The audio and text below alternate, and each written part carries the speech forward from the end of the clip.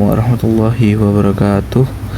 Saya Jidrani Akmal Maulana Putra dari kelas 10A akan membahas tentang masalah ekonomi. Pengertian: masalah ekonomi adalah masalah yang timbul karena kebutuhan manusia yang tidak terbatas, sedangkan sumber daya yang tersedia terbatas. Kondisi ini membuat manusia harus membuat pilihan dalam menggunakan sumber daya agar kebutuhan dapat terpenuhi. Oleh karena itu, setiap individu maupun negara perlu bijak dalam mengatur sumber daya agar tercapai kesejahteraan bersama. Selanjutnya ada cara mengatasi masalah ekonomi. Yang pertama ada menentukan pilihan yang tepat, memilih alternatif yang paling tepat agar sumber daya yang terbatas bisa dimanfaatkan secara efektif. Yang kedua, memanfaatkan biaya peluang. Setiap pilihan ada pengorbanannya, sehingga biaya peluang jadi dasar untuk menentukan pilihan terbaik. Yang ketiga ada skala prioritas.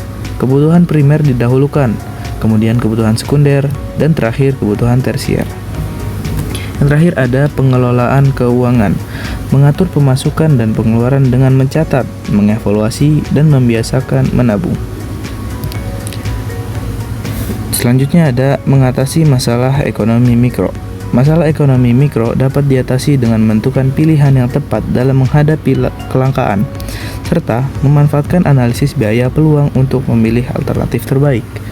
Selain itu, perlu biaya kerjasama antar pelaku pasar, kesepakatan antara produsen dan konsumen, serta penggunaan teknik analisis ekonomi mikro agar kegiatan produksi dan distribusi berjalan efisien.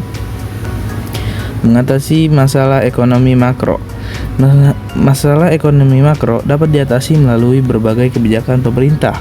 Salah satunya adalah kebijakan moneter yang dilakukan Bank Sentral untuk mengatur jumlah uang beredar agar inflasi terkendali dan stabilitas ekonomi terjaga.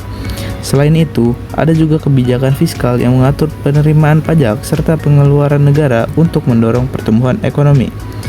Pemerintah juga dapat menetapkan kebijakan harga agar barang dan jasa tetap terjangkau sekaligus bermutu. Dengan langkah-langkah tersebut, diharapkan perekonomian nasional bisa tumbuh secara seimbang, stabil, dan memberikan kesejahteraan bagi masyarakat. Selanjutnya ada sistem ekonomi. Yang pertama ada sistem ekonomi tradisional. Kegiatan ekonomi berdasarkan kebiasaan dan tradisi, memakai cara sederhana serta sistem barter.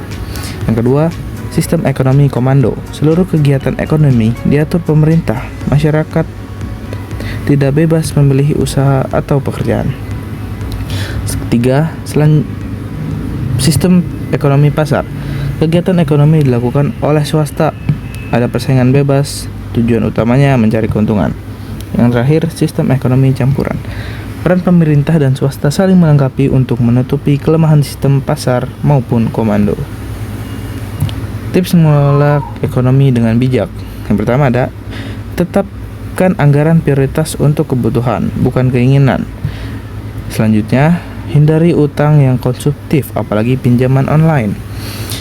Ketiga ada memanfaatkan teknologi yang berkaitan dengan keuangan. Selanjutnya, memulai instrumen dasar investasi seperti reksadana atau emas. Yang selanjutnya ada menyisihkan uang tabungan minimal 20% dari gaji dalam sebulan. Dan yang terakhir, meningkatkan literasi.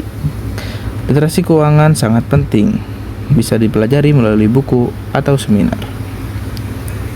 Dan terakhir ada kesimpulan. Masalah ekonomi muncul karena kebutuhan manusia tidak terbatas sementara sumber daya terbatas. Untuk mengatasinya, kita perlu menentukan pilihan yang tepat, memanfaatkan biaya peluang, menyusun skala prioritas, serta mengelola keuangan dengan baik. Masalah ini dapat ditinjau dari sisi mikro maupun makro dan diselesaikan melalui sistem ekonomi yang berlaku di suatu negara, sehingga pada akhirnya mampu menciptakan kesejahteraan dari masyarakat. Sekian dari saya. Wassalamualaikum warahmatullahi wabarakatuh.